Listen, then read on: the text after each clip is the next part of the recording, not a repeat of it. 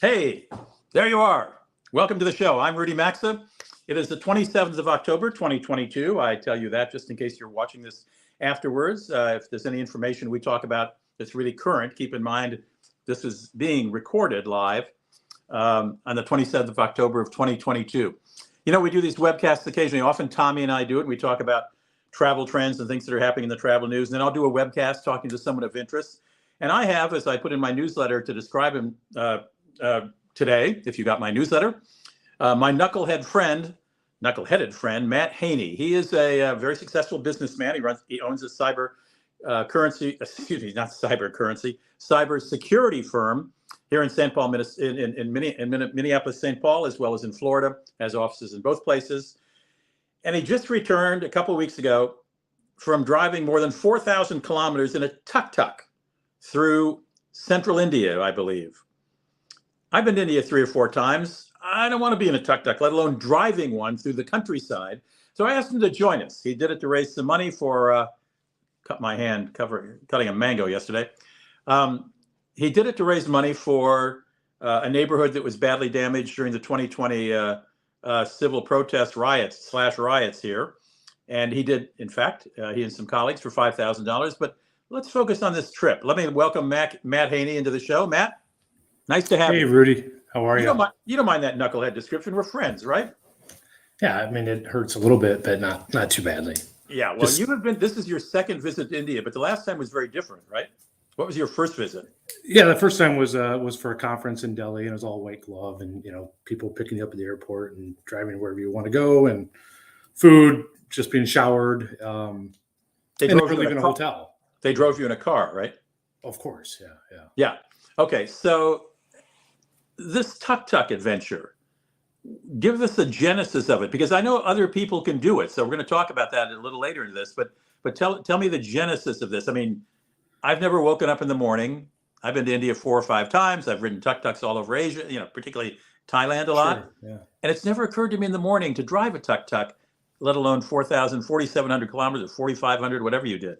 How did this start? And whatever a kilometer is, there's no way to know. I don't know. I don't know how that translates, but I think it's I don't know. I think it was just probably like a late night YouTube rabbit hole. I went down and found this thing called the Rickshaw Run or Rickshaw Rap. I think Rickshaw Run, and it's something you pay money to go do, and you get a tuk-tuk for 14 days, and your job is to drive it from point A to point B. And the rest is up to you. I mean, it's less is more in this situation. So it's they call it I noticed on the site they call it a motorized rickshaw, which I don't know. Why don't they just call it a tuk-tuk? Any idea? I don't know. I know in India they call them auto rickshaws, and then they abbreviated it to auto. So someone would pull up alongside of us, and they look at us like, "You're driving an auto," and at first I'm like, "No, I'm driving a tuk-tuk," but. Yeah, it's just whatever, just the slang, I guess. I mean, I think rickshaw usually, to the Western meaning of rickshaw has somebody pulling something. Yeah, right. Of course, you had that big lawnmower engine in the back there to power you, right? Right, exactly. Basically, the equivalent of driving a lawnmower across India. in a vehicle that's not designed to run for 12 hours a day. I mean, they're designed well. They're designed to take you from point A to point B, and then the taxi driver would rest for, whatever until another fare comes along. And so they do a lot of stopping and starting, but not just, full bore for. Well, Tommy, our producer, will put up a picture of the screen of a typical tuk-tuk, even your tuk-tuk.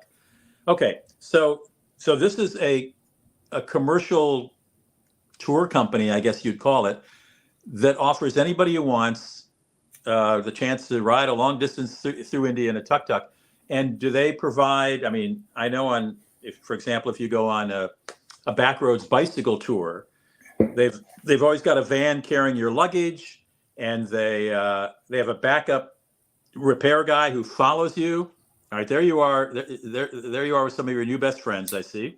Right. Well, Riley in the background is the guy I went with, a friend of mine. Okay, you had a co-pilot. Yeah, and those 2 dudes are with the Taj Palace in Udaipur. The hotel. Very fancy hotel. So you did stay occasionally in a fancy hotel.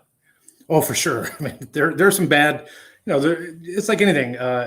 Well, and to go back to your original question, no, like we're given a handful of tools that don't fit everything. For example, we blew a head gasket and we got out the toolkit and there was nothing to take the bolts out of the head gasket. So that's clearly, they look at it as something beyond like the scope of someone's, typical abilities. Is this your Tuk-Tuk right here?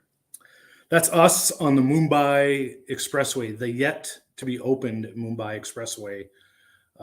It's 6 lanes. It was closed to traffic, except there's a spot that was wide enough for our Tuk-Tuk. And I'm like, hey, let's just give it a shot. So we jumped on the expressway and we drove for like 30, 40 minutes, not seeing another human being. We exited. We found one exit. We went off the exit. It was closed. There's a security guard. He stopped us. He's like, nope, you have to go back on. I'm like, well, there's nobody on this road. Like, are we supposed to be there? He's like, yeah, why not? So he helped us refuel. We carried our fuel with us and we refueled, got back up on the Mumbai Expressway and drove like another hour or something. Well, you know as well as I do that in India, even on a divided highway like that, if there were people on it, it wouldn't startle anybody to see a truck oncoming in the wrong lane toward you as you're driving. Oh, it happened all the time, constantly. And there are times where like the buses would come into the oncoming lane and they just kind of plow the road. Like you're going to move for them or you're going to die not moving for them. So, right.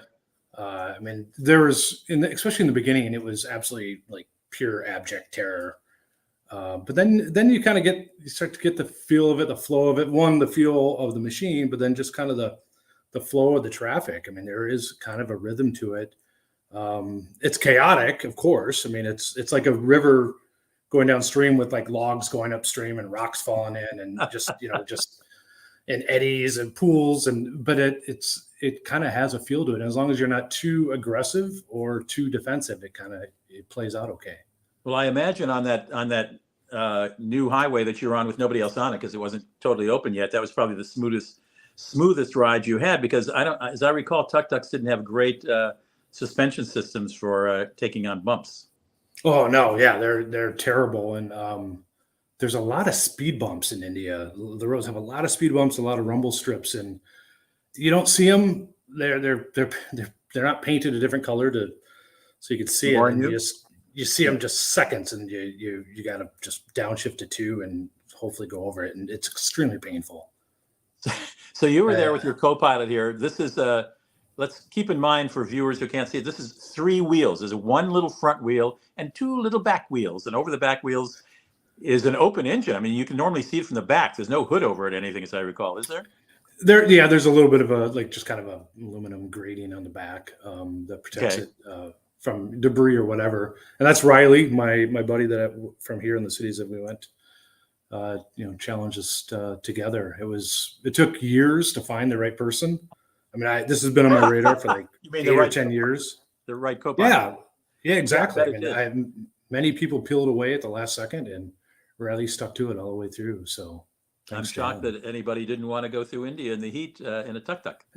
Yeah, I mean, week 1 was a lot of fun. Week 2 was like, okay, it's starting to. Week 1 was physically tiring. Week 2 was kind of mentally tiring. And you did break down more than once, didn't you? Yeah, all the time. I mean, not all the time, but enough. We would get dirt in the carburetor and it would just kill the machine. Blew a head gasket, just all kinds of other little things. Fuel filter getting dirty. Our horn fell off. Yeah, that's our first breakdown. The horn fell off. Well, are there Tuk-Tuk repair places all along your route? There are a lot of people that know how to repair them.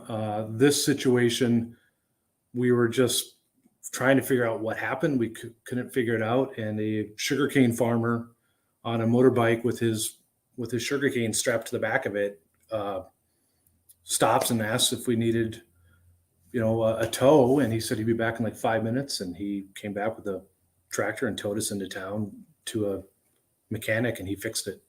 What was wrong?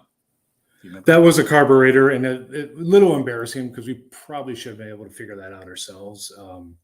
Just dirt in the carburetor. That's simple. Come on, Matt, figure it out yourself. I can't even. Well, we should have. I mean, it's and like is that it? No, that's just the spark plug just kept falling out. So we had duct tape and problem solved. Duct tape did. I mean, duct tape kept the mirrors on. It kept the new horn that we had installed. It kept that on. It just kind How of. does the horn fall off? How does the horn fall off? Well, I don't know if it fell off. It just stopped working. So we bought a new one and had it externally installed. So it was just sitting next to a mirror, and it would like to work its way loose. Your horn's your number one tool. Everything else is secondary. Yeah, that's the country where you need horns. Now, did you have to pay for these repairs, or did the tour company pay for any repairs you encountered? No, the tour company. I mean, that's a heavy word for. It's more of like an experience company. You rent their machine. You have a point A, you have a point B. Everything else is on you. So repairs are 100% on us. They give you a map? No, nothing. It just you're starting. We started in Fort Kochi in Kerala, and we ended in Jaisalmer in Rajasthan, so northwest, close. Wait a minute. So Kerala is in the south, right? Yep. And you went that far north? Yeah, and it was crazy. I mean, like one day we drove 11 and a half hours. Just an exhausting day. The roads were pretty bad in the south, mainly because of the monsoons. Kind of like here in Minnesota in March after the snow, the roads are all pockmarked. And so have a pockmarked road and then have like 20 million people on the road. Like it gets bad. And one day we drove 11 and a half hours, and I mean, we drove it. So 11 and a half hours of driving, we went 130 miles, 130 in 11 hours. So it wasn't fast. Was it fun while it was happening? I know probably retrospect is a fun story to tell. That's why I invited you on here. You're still alive. You have all your appendages. Was it fun while you were doing it? Yes and no. I mean, the first 2-3 days sitting in the back while Riley drove, I was in absolute terror. You want a backseat drive because you just see everything coming at you, and I want to like bark orders. But when you drive, like in real life back home, someone in the backseat telling you what you're doing wrong doesn't necessarily help, right? So when I was in the backseat watching, it was terrifying. And then after a handful of days, I was falling asleep in the back. So you just learn to be comfortable. Those things are bone jarring. Bone jarring. How can you fall asleep in a tuk-tuk? How can you even stay in one for 11 and a half hours? I ride one for half an hour in Bangkok, and I feel like I've been tied to a whipping post. Yeah, well, and then you throw in speed bumps and rumble strips everywhere. So I've written a strongly worded memo to the Minister of Speed Bumps and Rumble Strips. That'll get stuff done in India real fast. Oh yeah, I feel good about that. So well, it looked from looking to where you taped in the spark plug, it looked like it might have been a little dusty at times. Yeah, I mean Kerala. So we were on the road 14 days. It rained maybe 10 of those. But then as we got into Rajasthan, into the desert, the high desert, it was just hot and dry and dusty. And did it rain all day when it rained? No, it's very tropical rain. So the monsoon done, sun comes out, then it rains again. Yeah, so you're absolutely drenched, and then half hour later you're dry again. And then it rains a few hours later, and then you dry. And what did it cost you? For the actual Tuk-Tuk, I think it was 1,600 pounds, British pounds. Again, no idea what that is in real money. Well, it's another 13 cents per dollar, so it's about $2,000 the most. Each or one of you? No, that's for the machine, and you can put 3 people in it. Stuff over there, and so they pay for no hotels, no food, don't tell you where to stop, don't give you a map. What if you never show up at point B? So there's a 500-pound security deposit you put on it. So if you don't show up, they take $500 out of your bank account, and they do ask. I guess I don't know. They do ask, like, if you can't make it, find a way to get the machine to the finish line. And there were a couple teams, I believe. You're on the road, so you don't get to meet everybody. You kind of see the same few groups of people, and those are the people you kind of get to know. But I believe there's like 1 or 2 teams that came in on a flatbed truck because they had broken down somewhere. Now, when you say teams, does that mean you all started together and took the same itinerary and et cetera? So we all start together. We all have the exact same itinerary, as in be in Jaisalmer 14 days from now, and the rest, You just go figure out. So you could zig and zag, and they could zig and zag a whole different way. You weren't traveling in a pack. You didn't have helper. You didn't have another tuk-tuk alongside of you with other people who also rented at the same time. No, and there are people that try to do that, and as soon as someone has their first breakdown, it's like, all right, see ya. Like, what are friends for? And that's part of the spirit of it is not to let the experience unfold naturally. Like, how often in life do you get to like just experience the moment? We're all so super planned. We all have our calendars. This is on my calendar, where the biggest planning event of the day was, where are we going to sleep? And that really wouldn't start until maybe 1 or 2, 3 o'clock in the afternoon. Once you kind of know, all right, we haven't broken down yet. Things are running fine, but it looks like we might be able to reach a certain town or village. And then we'd pull up my phone and go to like booking.com or something and just look for a place. And that's super hit or miss, right? We had 3, we were in the state of Gujarat, in a really heavy industrial area. There's like aluminum smelting plants just spitting out God knows what. And it's a dry state. So like after many hours on the road, like all I want to do is get to the hotel, have a beer, eat something, pass out, and do it all over again. And so we had like 3 days in the state of Gujarat with nothing to drink. Not that I needed something to drink, but it was just a nice way to cap the day. Was it hard to find a hotel in the industrial district? Good one, yes. I mean, that was probably the lowest point, but you kind of need that low point to then appreciate the high point, and this is the last night in Gujarat where we booked the Taj Palace in Udaipur. And that's like $500 a night, right? Yeah, it was. I think normally it's like 1,000, but it was post monsoon sale or something. I don't know. It was. Oh, good. Yeah, so I think it was about 500. But you stayed in a couple of funky places. Not terrible. Just places Simple. that if you're just simple. There's some of those. Some of the best food we had were in some of those smaller hotels. You lost your voice. Lost you, Rudy. Well, I could tell my monkey story until you're on. We had coming. Can you hear me? Tommy, can you help the man? Can you hear me, Rudy? Okay. You want me to follow your finger?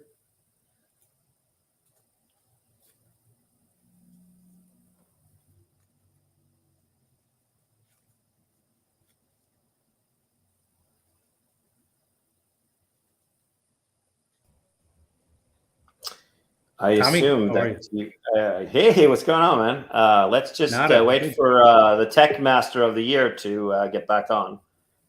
Yeah, sure. Sorry, can you guys hear me now?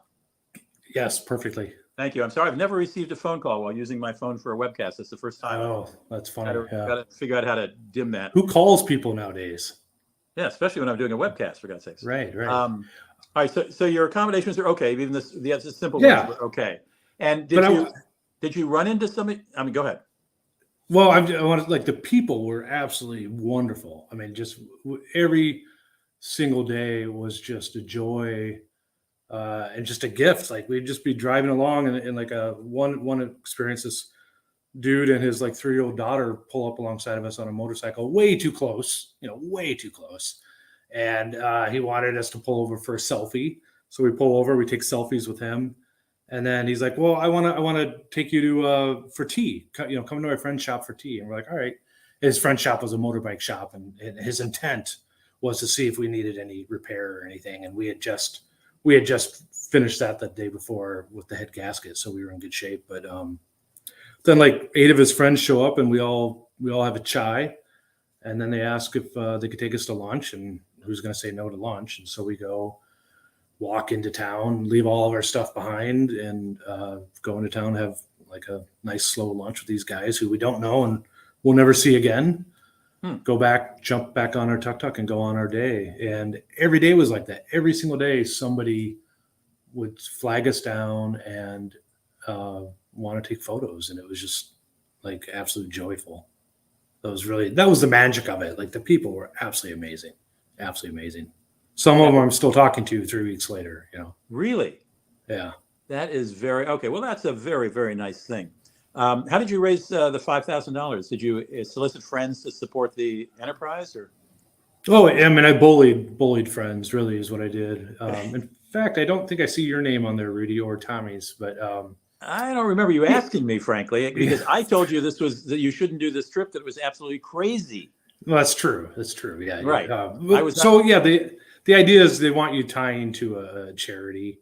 They have their own charity. It's called Cool Earth, and it's the idea of helping like rainforest, sustainability for rainforests. Mm-hmm. For me personally, it's more, we've lived through the 2020 unrest here in town after the George Floyd was killed. In that area of Lake Street and Hiawatha was just decimated. Like small businesses literally burned to the ground. That was a busy business street, and a lot of businesses were burned down. Yeah. Yeah. Could you, for the benefit of somebody who might want to be as insane as you, tell us the name of this company that arranged this? Yeah, Rickshaw Run. RickshawRun.com, you think? Or rickshawrun.com. I look really tired. That's maybe not. Yeah, you look tired, but you look. That's stressed. After 14 days of like 3 hours of sleep a night. Like I didn't sleep well, but. You did not sleep well?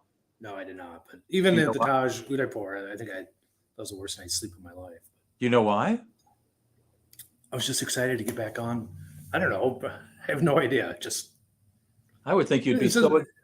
There's just a lot of emotions. Like I was, you're pretty amped. There's a lot of adrenaline, and then it was over. We pull up on the stand. They take photos of us. I was shaking. I was so nervous. I don't know, or so full of adrenaline. And then they give you a beer. So I go over and get a beer, and then I just started to cry. Like there's so much swing of emotion. And I also could have been from 14 days of poor sleep, but really, that's interesting. Yeah. I mean, I don't know. It's just really, it's something that it's just so different. Was it relief? No. Yeah. I don't know. No, I don't think it was relief. I think it's just such a unique experience. Like how often, again, in life, like when we travel, especially as Americans, trips are short. They're hyper planned, over planned. I agree. Where this was 3 weeks, door to door, 3 weeks. And it was just, you lived 15 feet in front of you as you're driving down the road. It just, you don't know what's going to unfold. How did your friend who rode with you, your co-pilot, did he have the same feelings you did? Yeah, I believe so. I mean, I can't speak for him, and I think I only made him mad once, and that was a win because sometimes I talk too much. So, we got along well. And you kind of have to. Like, there's not really a margin to not get along well. It's so. Well, you knew him before the trip, right? Yeah, I've known him for like 8 or 10 years. So okay. We know each other well. There's a high level of trust. We've traveled a lot. So we knew what we were getting ourselves into from a personality perspective, but it's very codependent. The driver is dependent upon the person behind for instructions where to go. Oh, so you're like the navigator. GPS. If you're in the back seat, you're navigating. Right.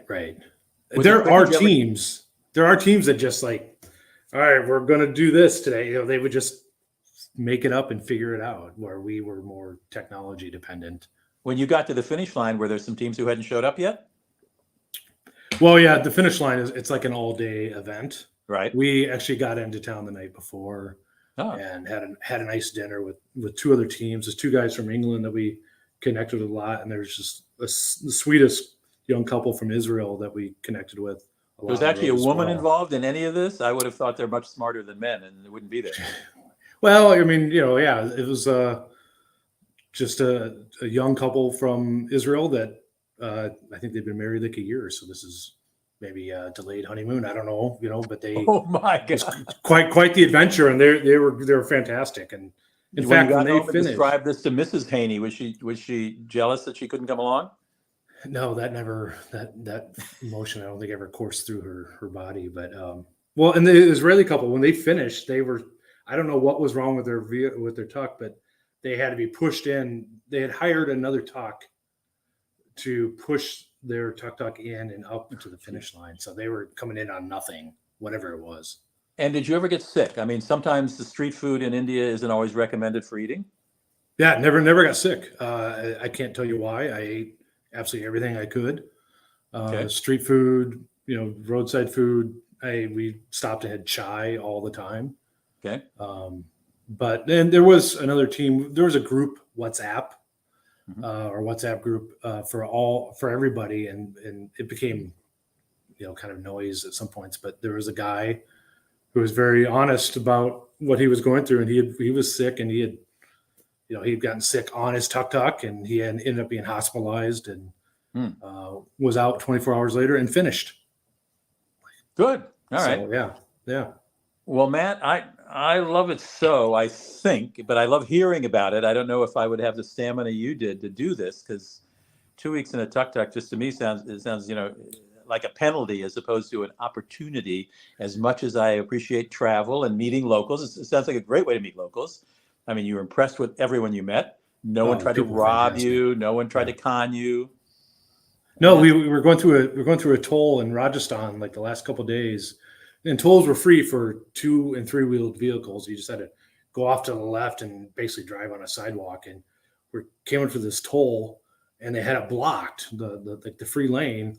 And these 3 guys run over, and they make us go over to the main area, make us get out of our tuk. They all took pictures with us, and then 4 other people see us, and they come running over, and we just had this big, huge group photo session with these guys. They took our phones and plugged us, in to connect with them on Instagram, and the people were just absolutely amazing. It was just, cities are big and they're busy and they're full of people that want to help or take advantage of you, but in rural India, it was just magical. Well, do you think seeing an American was odd to them, or was just seeing an American driving a tuk-tuk? Oh, yeah, American on a tuk-tuk, and then our license plate said Kerala. So as we got further north, why is there a tuk-tuk 2,000 kilometers away up here? And that drew a lot of attention, Okay. Well, Matt Haney, thank you so much for joining us again. The name, if you have watching this and this sounds like an adventure you'd like to have, what is the name of the group again? The Rickshaw Run. It was absolutely fantastic. And do they run year round, do you think? Do they do this year round, do you think? They do, yeah. So we drove up to Jaisalmer, and in May or March, they have another one where it's Jaisalmer back down to Kochi. So they just reverse it. Got to get those TikToks back. Yeah, they have one that goes all the way up to Gangtok up in Sikkim, I think it is, in the northeast, up by Bhutan and Nepal. They have a Mongol rally where you drive across Mongolia. They have one in Sri Lanka. There's one in Sri Lanka. Let's just do that one together. I mean, it'll be hot. You'll be, pooping your pants on the tuk-tuk. It's just going to be fine. You'll love it. Mongolia. I mean, I don't think there are a lot of little villages and repair shops on the way in Mongolia once you get down the steppes. No, I think you got to be pretty self-reliant. Yeah. We were able to find people to help us, which was fantastic. I don't know about Mongolia. Yeah. Good for you. Well, Matt Haney, hey, thanks so much for joining us. I still think you're a knucklehead, but I love what you did. And I love that you made it back intact, as did your partner. And thanks for sharing that adventure with us. For sure. Thank you very much. Thank you. And thanks for watching. Again, it's the 27th of October, 2022. And we're talking about a trip that Matt took, I think he got home about a month ago, maybe 5 weeks ago. Ended in October, I believe. And if that sounds like something you'd be interested in, listen, I do an irregular newsletter that's just sort of gossipy stuff about travel. I don't sell anything. It's free. You can subscribe to it. I tell you, my new favorite restaurant, not in India necessarily, but maybe in LA or Paris or something. Please sign up. Just go to maxatours.com/newsletter. Just go to maxatours.com and look at some of our very small group tours to Europe. It's at maxatours.com/newsletter. Just put in your name and your email. I don't sell it to anybody. I don't give it to anybody else. Anyway, thanks for joining us. You'll get the newsletter, and in each newsletter, if I have a webcast coming up, I tell you about it, as I did today. Anyway, I'm Rudy Maxa. Thank you so much for stopping by. And thank you, Matt Haney, for being on the show. And thank you to Tommy Danielson for putting in the slides and engineering this all. Take care.